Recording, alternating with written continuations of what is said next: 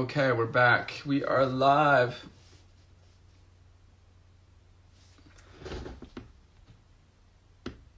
Okay, let's see if Jen has got back on. And we're back.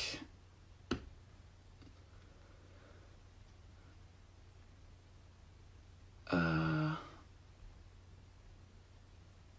beauty of... Oh, there you are.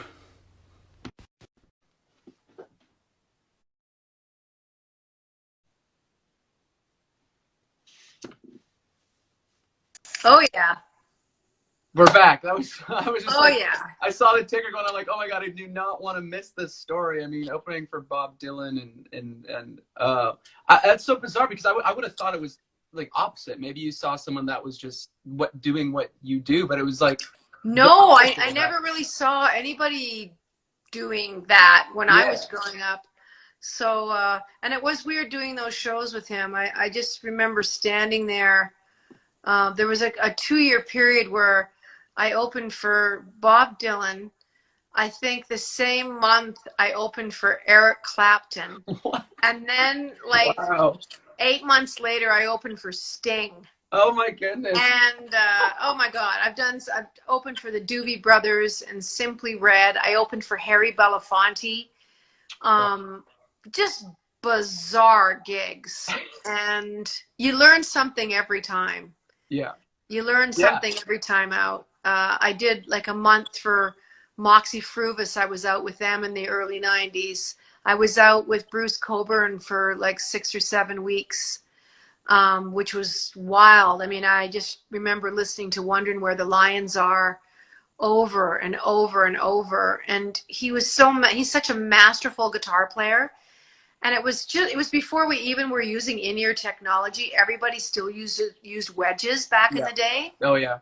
And Bruce Coburn he had 4 wedges, and it took him forever to sound check. And he stood in the middle of 4 wedges that were all pointed up at him. Wow. It was bizarro. How, I mean, I wonder, like, how's his hearing? Like, how was his hearing? Like, oh, I think a lot of people were deaf from that. Oh my goodness. I opened 3 different tours for Michael Bublé. You know, He I went through commented on your Europe with him, I went through the States with him, and I went through Australia with him. And I finally was just like, I can't do this anymore. But I really got to know Michael. I got to write a couple songs with Michael, which was great. And He dropped in on this live. I think he left a comment on the last video. I don't know if he's still here, but he said you should be knighted, I think. well, he's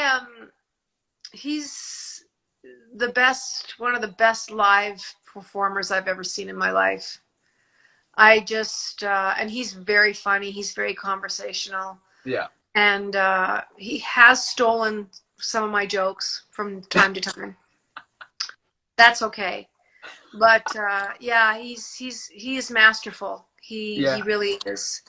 And he's a good writer. He has a real sense of song, and yeah, pretty powerful combination, that guy. I totally agree. I mean, I think he checks all the boxes of a frontman, of a singer. It's hard to just put one label on him. But more about you. I wanted to ask, in putting that together, I would love to talk to him too and ask how he constructs his sets in a show, because I know when I headline, like I'm headlining shows now, and I don't, worry's the wrong word, but I try to construct my banter, or at least have a talking point. I mean, some people just wing it. Some people, write out stuff they want to talk about. Where are you at? Like, how do you remember that? Do you wing it? Do you write I out have no idea what I'm going to do. None. Yeah. Wow. I have no idea what I do. Usually after the 9th or 10th or 11th show on a tour, the band kind of knows. She usually stops here for a bit, but they have no idea what I'm going to say, and neither do I. Yeah. I try and be really reactionary to what is happening in front of me, because inevitably someone will get up in the middle of a song and be scooting across to try and go to the bathroom, and sometimes I'll stop the band, and I'm like, should we wait for you to come back? And then the audience is, they think that's funny. So I'm not a great planner in that regard, but if that's what you need to do, is to lock it out and put things down for yourself that will prompt a story, that's good too. But, you know, I just been doing this for so long that I just wing it. And Yeah, and it's it keeps it fresh for me. yeah. No, I mean that doesn't surprise me. I've said hello to you, and you've dropped me one-liners before that have floored me in person. Like when I introduced you to my girlfriend, I said, "Hey, this is my girlfriend," and you're like, "Don't rub it in." Like I was like, "Okay, enough." Like you're just Well, so you can't plan that. You can't write that. You're just no, it's good to laugh, and it's good to. I mean, my music yeah. tends to be so somber. I mean, I don't think it's somber, but you know, my critics would tell me that it would be. So I try and just bring some levity to it. It's just how I like to work, and it makes the most sense to me. But I still really enjoy it, and I think when I get to the point where I'm not singing as well as I want to, and that I'm just not enjoying it, I'll pack it in. But I really feel like I I've got, you know, 10 years left. I mean, I'm 58, Cher is 73, Oh and shit. she's in friggin' Vegas. So Oh my I goodness. think it just depends on, you know, how I feel, and but right now I don't have any plans of slowing down or packing it in. So this is forcing me to slow down, which is nice. Right, right. That side of it. Um, well, speaking of slowing down, I don't want to slow you down tonight. I appreciate you coming on here and Thank chatting you. with me. And it seems like your fans are loving it, and my fans are as well. We actually did share the stage officially at the Juno Awards in Calgary. I totally It forgot was about so that. great. It was for Burton Cummings, and Yeah, we had a blast. I yeah. loved singing that with you. It And you was were nerve-wracking, but we made it. it must have been for you for a lot of reasons. You were hosting. I was dealing with laryngitis, and so I remember telling you I might not be able to sing, and you're just like, "Oh, sure, put it on the back of the other things I have to, do that day." I mean, how was that day for you? That must have been just I think it was great. I was co-hosting with John yeah, it was Montgomery, Shawn, yeah, and I had hosted the Junos before, 20 years before that. yeah, So I think I hosted in 1997 and then 2016. right, So I kind of knew what was going to be coming at me, yeah, and it was nice to have him there because he's such a pro. yeah, But you know, I've it was just great. It was wonderful singing with you. It was wonderful paying tribute to Burton Cummings, and that was one of my favorite songs. yeah. No, that was a pinch me moment for sure, and I feel like Yeah. I have a couple of them with you, and I don't. It's pretty awesome. So even just talking to you about it, even now today, I was just like, what am I going to talk to Jann about? Like I was nervous, and I just really look up to you. I consider you a mentor, and I think what's the most admirable about you is that you could have when I text you or hit you up on Instagram to say, hey, you want to do my live stream? Yes, I'm in my living room. You could have easily said, you know what, I'm busy next week, but you didn't. You made time, and the most admirable thing about you, you have all the success, but you're humble, and I think that is that's something that you can buy. That's in you, and I don't know if you got that from, you must have got that from your family or what it is that taught you that humility, but that's one of the main things that I always that I think of you and give you credit for, because it's Well, pretty thank you. I mean, it takes so much energy to be an asshole. It takes a lot of energy to be that, and I just don't have it in me. I never did. And another thing too, Shawn, is that I didn't sign my record deal till I was almost 30 years old. So I was already a formed human being. I didn't sign like when I was 16 or 17.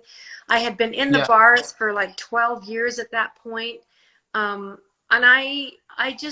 I've met enough people along the way to know that there's some really great people out there, and there's some really not so great people out there. yeah, And the ones that are, I'll just give you a perfect example. It doesn't pay to be a jerk. The Junos, 20 years apart, the same woman that took me out on stage in 1996, 97, Anne, yeah, was the same woman 20 years later that was doing that job and taking me out onto the stage.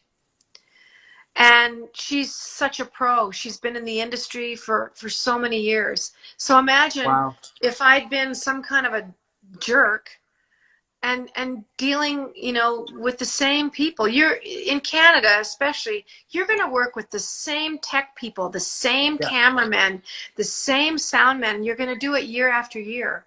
Yeah. We share a lot of crews, Shawn. A Yeah. lot of crews will be out with McLaughlin, and then they'll go out with, you know, whoever, Oh, more 100%. sad, or we share crews. There's a lot of cross breeding. Yeah. So you want it's so easy to be kind and decent. Anyway, I appreciate you coming on and having me do this with you, and Yes. continued success to you, Shawn. You're just you're a superb talent. You've got a beautiful voice. You write great songs, and you're going to be doing this you want to be doing it for 30 years, you're going to be. And please say hi to your folks for me. I will, Jann. I sincerely appreciate that. And I can't thank you enough. And maybe we'll do this again down the road. I can't wait to hear what you're working on next. And yeah, I'm so happy to hear from you. And I'm glad you're home healthy and safe, and all the best to you and yours. And Mitty. Mitty. All right, Jann. Thank you so Bye, much. my friend. Have a good night. See ya. Bye. All right. Wow. That was incredible. That was so cool. Thank you so much to Jann. Thank you so much to Serena. Wow. Okay. So yes, I see a guitar. Sing a song. Oh, maybe that might have been to Jann before she left. I did see a guitar too. But thank you to Jann for that conversation. She's so insightful, and yeah, someone that I adore and admire. So open door policy on my live stream, by the way. If you came for Jann, it's all good. If you got to go, have a good night. I'm going to hang out and play maybe a couple more songs. I think I only played 2. But let me, I want to see if, because I have the electric keyboard, and I need to plug in this little cable to make sure my audio is working so I can sing you guys a song. In a little microphone. Okay, let's see.